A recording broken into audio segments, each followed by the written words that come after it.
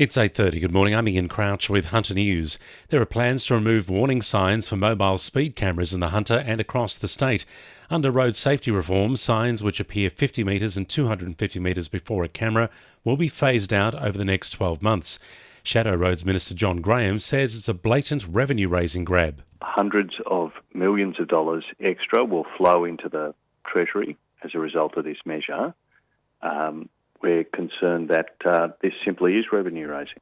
Anyone who spits on a police officer or other frontline worker in the Hunter will be required to undergo mandatory disease testing under new laws passed in the lower house of state parliament. The culprit will be required to provide a blood sample within 2 days of the incident or face a maximum penalty of more than $10,000 or 12 months jail. Dozens of contractors at Hunter Valley Mine are about to be laid off due to the global downturn in the coal industry. More than 80 workers will go from the Hunter Valley Operations Mine near Singleton in January. However, the cuts won't affect permanent staff. A woman's recovering in the John Hunter Hospital after suffering a traumatic injury while using a circular saw. The Hunter's Westpac rescue helicopter was called to Tamworth Hospital yesterday afternoon, where the 62-year-old had been transported after severing 3 fingers while using the power tool.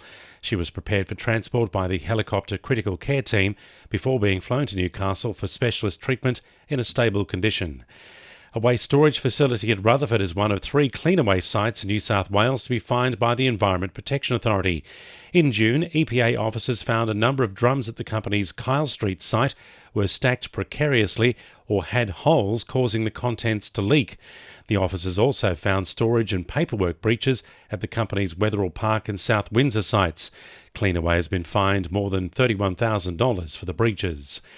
Hunter businesses struggling to navigate the continuing challenges of the coronavirus pandemic can access free business support. An initiative endorsed by Newcastle Council in the Business Centre provides a range of services, including legal advice and heavily subsidised business accommodation to small business owners.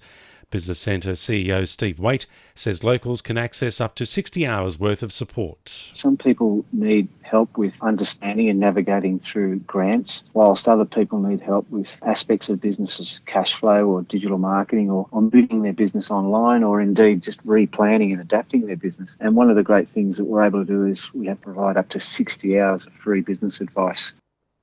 2NURFM Sport. Knights winger Edric Lee scored a first-half try in his Origin debut for the Maroons as they took the victory 2014 against the Blues last night. Meanwhile, Samoan international Suazo Su is the latest signing to Newcastle's side after the club also secured local junior Josh King. Head of Knights recruitment Clinton Zammit says Su ticks all the boxes to enforce the Knights forward pack for the next season.